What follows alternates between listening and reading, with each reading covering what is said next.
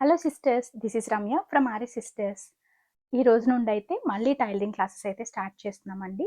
కాకపోతే ఈసారి already idea ఉన్న వాళ్ళకి కాకుండా కంప్లీట్గా జీరో నాలెడ్జ్, అంటే అట్లీస్ట్ మాకు నీడిల్ అండ్ థ్రెడ్ కూడా హ్యాండిల్ చేయడం రాదు అనే వాళ్ళకి కూడా ఈ క్లాసెస్ అయితే బాగా యూజ్ అవుతాయండి. సో వన్స్ మీరు క్లాసెస్ స్టార్ట్ అయిన తర్వాత ఒక 2-3 క్లాసెస్ చూస్తే మీకు ఆటోమేటిక్గా అర్థమైపోతుంది, అంటే ఏ లెవెల్ వాళ్ళకి మనం క్లాసెస్ స్టార్ట్ చేస్తున్నాము అన్నది. సో మీరు ఎవరైనా ఇంట్రెస్ట్ ఉంది, మాకు టైలరింగ్ నేర్చుకోవాలని ఉంది కానీ మాకు అసలు ఏమీ రాదు, ఈవెన్ మిషన్ హ్యాండిల్ చేయడం రాదు, సూదిలో దారం ఎక్కించడం కూడా మాకు రాదు అనుకున్న వాళ్ళు కూడా ఈ క్లాస్ చూస్తే డెఫినెట్గా మీకైతే ఎంతో కొంత నాలెడ్జ్ అయితే టైలరింగ్ మీద గెయిన్ చేస్తారు. సో అట్లీస్ట్ మీరు బయట బిజినెస్ అది చేసుకోవాలనుకోకపోయినా మీ ఓన్ కాస్ట్యూమ్స్ మీరు డిజైన్ చేసుకోగలుగుతారు. ఇక్కడ మన ఫస్ట్ క్లాస్ వచ్చేసరికి టేప్ రీడింగ్. అసలు టేప్ రీడింగ్ అంటే ఏంటి? టేప్‌లో ఏముంటుంది నేర్చుకోవడానికి? ఇది సెపరేట్‌గా ఒక క్లాస్ అవసరమా? అని ఎవరికైనా డౌట్ వస్తూ ఉండుండొచ్చు. బట్ డెఫినెట్‌గా ఇది అవసరం అండి. ఫస్ట్ నేను టేప్ రీడింగ్ చెప్పడానికి రీజన్ ఏంటంటే, టైలరింగే కాదు, అంటే మీరు మాస్టర్ కటింగ్ అయినా, నార్మల్ ఇంట్లో కుట్టుకునే వాళ్ళైనా ఏదైనా మెజర్‌మెంట్స్ అనేది చాలా ఇంపార్టెంట్. ఆల్రెడీ టేప్ కోసం ఎవరికైనా ఐడియా ఉంటే ఈ క్లాస్‌ని మీరు స్కిప్ చేయొచ్చు. బట్ లేదు మాకు జీరో నాలెడ్జ్ అంటే డెఫినెట్‌గా చూడండి లాస్ట్ వరకు ఎక్కడ స్కిప్ చేయకుండా. ఎందుకంటే ఈచ్ అండ్ ఎవ్రీ పాయింట్ చాలా ఇంపార్టెంట్. సో ఇక్కడ టేప్ వచ్చేసరికి మనకి జనరల్‌గా ఫస్ట్ టేప్ కోసం చెప్తాను. టేప్ అన్నది ఇలా ఉంటుంది. మీరు ఎక్కడైనా, అంటే మీకు ఇంట్లో టేప్స్ లేకపోయినా బయట ఎక్కడ టైలరింగ్ షాప్‌లోనో, బొటిక్స్‌లోనో ఎక్కడో ఒక చోట చూసే ఉంటారు కదా! సో టేప్ వచ్చేసరికి మనకి రూ. 20 అలా ఉంటుందండి. మీకు దగ్గరలో ఎక్కడ ఏ ఫ్యాన్సీ స్టోర్‌లో అయినా కూడా ఈ టేప్ అనేది అవైలబుల్‌గా ఉంటాయి. అండ్ ఈ టేప్ వచ్చేసరికి మనకి 2 సైడ్స్ క్లిప్స్ వస్తాయి, ఐరన్ క్లిప్స్. ఇదేమో ఒక సైడ్ చిన్న క్లిప్ వస్తుంది, ఒక సైడ్ పెద్ద క్లిప్ వస్తుంది. ఓకే. అండ్ ఈ టేప్‌కి ఒక సైడ్ పెద్ద నంబర్స్ ఉంటాయి, ఇంకొక సైడ్ చిన్న నంబర్స్ ఉంటాయి. పెద్ద నంబర్స్ ఉన్న వాటిని మనం ఇంచెస్ అంటాము, చిన్న నంబర్స్ ఉన్న వాటిని మనం సెంటీమీటర్స్ అంటాం. కానీ ఇక్కడ నాకు ఈ టేప్‌లో ఏంటంటే ఇంచెస్, సెంటీమీటర్స్ కూడా బ్యాక్ సైడ్ ఇచ్చారు. బట్ కొన్ని టేప్స్‌కి ఏంటంటే ఓన్లీ సెంటీమీటర్స్ ఇవి మాత్రమే ఇస్తారు. సో ఇక్కడ వచ్చేసరికి 1 సెంటీమీటర్, 2 సెంటీమీటర్, నంబర్ పక్కనున్నది ఇండికేట్ చేస్తుందనమాట ఆ సెంటీమీటర్‌ని. సో ఇక్కడ చూడండి పెద్ద లైన్ ఉందా? సో ఇక్కడ ఉంది 13 సెంటీమీటర్స్ మార్క్ చేయాలంటే ఇక్కడ మార్క్ చేయాలి. 14 అంటే ఇక్కడ మార్క్ చేయాలి. అదే 14½ సెంటీమీటర్స్ అంటే 14కి, 15కి పెద్ద లైన్స్‌కి మధ్యలో చిన్న లైన్ ఉంది కదా! ఇది మనకి 14½ అవుతుంది. సో సెంటీమీటర్స్‌లో స్ట్రెయిట్ ఫార్వర్డ్ ఉంటుంది. సెంటీమీటర్, హాఫ్ సెంటీమీటర్ అంతే. ఓకే. కానీ ఇంచెస్ వచ్చేసరికి పేజ్.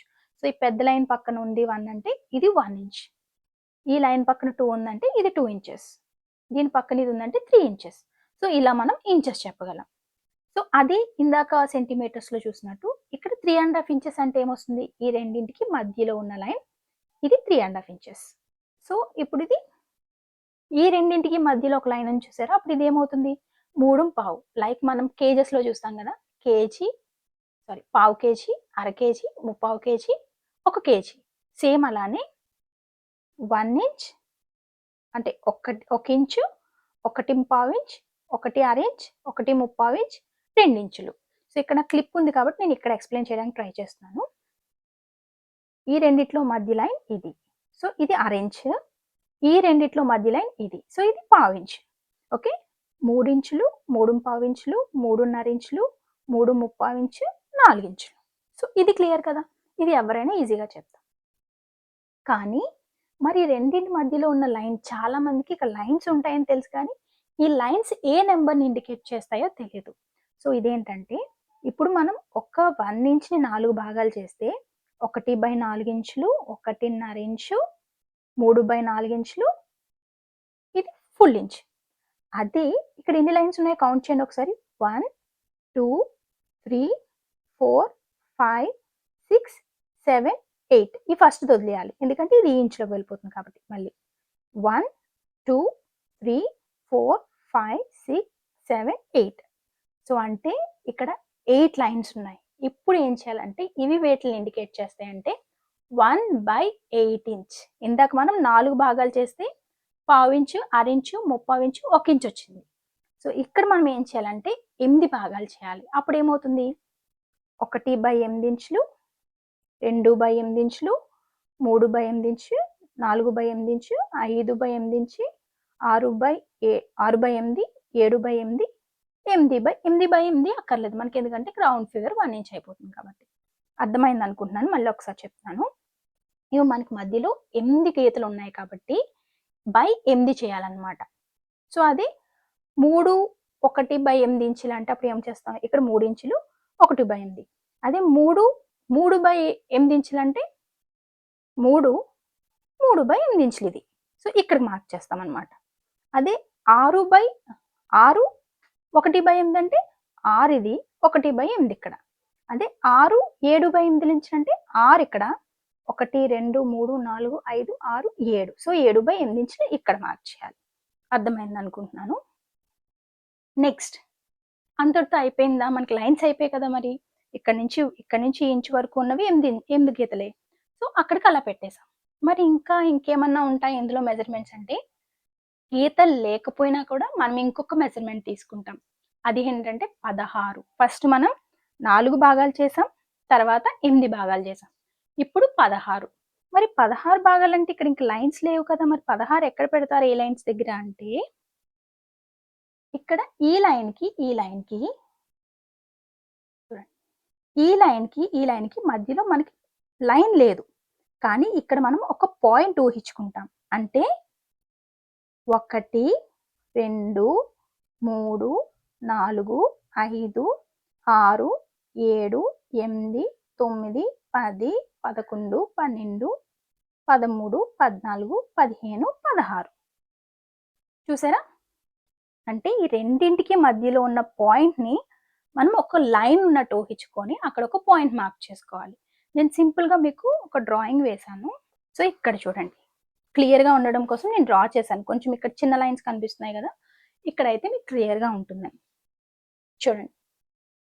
ఇది పెద్దది 1 ఇంచ్ లైన్. దీన్ని 4 భాగాలు చేస్తే 1, 1/4, 1/2, 3/4, 2 అంటే పావించు, అరించు, ముప్పావించు, 2 ఇంచులు. ఇప్పుడు నెక్స్ట్ 8 గీతలు ఉన్నాయి కాబట్టి 1/8 ఇక్కడ ఆల్రెడీ ఒకటి ఉంది కాబట్టి మనం ఇంకా 2/8 అని రాయక్కర్లేదు. దీన్ని మనం 1/4 అని పిలిచేయచ్చు. తర్వాత 3/8, 5/8, 7/8. ఇప్పుడు ఈ రెండింటికి అంటే ఈ గీతకి మధ్యలో ఒక పాయింట్ ఉంది అనుకోవాలి.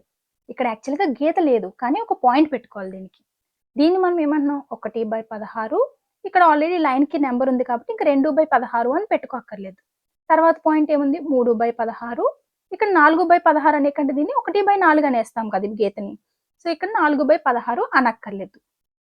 నెక్స్ట్ 5, 7, 9, 11, 13, 15. సో ఫస్ట్ మనకు కనిపించే గీతలు 8 వరకు మాత్రమే గీతలు కనిపిస్తాయి. 16 అన్నది మనం ఒక పాయింట్‌ని క్రియేట్ చేసుకుంటున్నాం. అంటే ఒక దాన్ని మనం ఉంది అని ఊహించుకొని ఒక పాయింట్ పెట్టుకోవాలి. ఫర్ ఎగ్జాంపుల్ ఫ్యూచర్‌లో ఎప్పుడైనా మనం 3 ఇంచుల 9/16 అనుకున్నాం అనుకోండి. 3 ఇంచులు అంటే ఇది 9/16 అంటే ఎక్కడొస్తది? అర ఇంచు పక్కన వస్తది. అంటే 3 ఇంచులు ఇది, అర ఇంచు ఇక్కడ వస్తుందన్నమాట. 3 ఇక్కడ 9/16 అనే పాయింట్ ఇక్కడ ఈ పాయింట్‌లో వస్తుంది. అర్థమైంది అనుకుంటున్నాను. యాక్చువల్‌గా ఇవన్నీ మనకి యూజ్ అవుతాయా అంటే, మనం జనరల్‌గా బేసిక్‌గా మీరు నేర్చుకుంటున్నప్పుడు స్టార్టింగ్ టైలరింగ్ నార్మల్‌గా నేర్చుకుంటున్నప్పుడు ఇవన్నీ మీకు అక్కర్లేదండి. కాకపోతే మీకు తెలియాలి అని మాత్రమే నేను ఇది చెప్తున్నాను. ఎందుకంటే కంప్లీట్‌గా మీకు టేప్ అంటే ఇప్పుడు మీరు టేప్‌లో ఏ పాయింట్ అడిగినా ఏదన్నా మేబీ ఫర్దర్‌గా మీరు ఎప్పుడన్నా అడ్వాన్స్‌డ్ కోర్సెస్ ఏమైనా నేర్చుకోవాలి అనుకున్నా కూడా అందులో కూడా డెఫినిట్‌గా మనకి ఈ పాయింట్స్ అయితే డెఫినిట్‌గా ఉంటాయి. అడ్వాన్స్‌డ్ కోర్స్‌లో ఎప్పుడైనా సరే పాయింట్ టు పాయింట్ వాళ్ళ కటింగ్ నేర్పిస్తారు. ఎందుకంటే అప్పుడే ఫిట్టింగ్ అంత పర్ఫెక్ట్‌గా వస్తుందన్నమాట. అందుకోసమని నేను ఈ పాయింట్స్ నేర్పించాను. కమింగ్ క్లాసెస్‌లో ఇంకా స్టిచ్చింగ్, హ్యాండ్‌తో స్టిచ్ ఎలా చేయాలి, నీడిల్స్ ఎలా యూజ్ చేయాలి, టూల్స్ ఎలా యూజ్ చేయాలి అన్నీ కూడా డీటెయిల్‌గా చెప్తాను. స్టిల్ ఇంకా ఎవరికైనా డౌట్స్ ఉంటే నన్ను కామెంట్స్‌లో అడిగితే నేను క్లారిఫై చేస్తానండి. మీకు ఫస్ట్ క్లాస్ కాబట్టి కొంచెం కన్‌ఫ్యూజన్‌గా ఉండొచ్చు. బట్ వన్ బై వన్ మనం అన్ని క్లాసెస్ నేర్చుకుంటూ వెళ్తుంటే ఆటోమేటిక్‌గా మీకున్న కన్‌ఫ్యూజన్స్ అన్నీ కూడా క్లియర్ అయిపోతాయి. హోప్ ఈ వీడియో మీకు యూజ్ అవుతుంది అనుకుంటున్నాను. మీకు కనుక ఈ వీడియో నచ్చినట్లయితే లైక్ చేయండి. అలాగే సబ్స్క్రైబ్ చేసుకోండి. మర్చిపోకుండా మీ ఫ్యామిలీ అండ్ ఫ్రెండ్స్‌కి షేర్ చేయండి. Thank you for watching.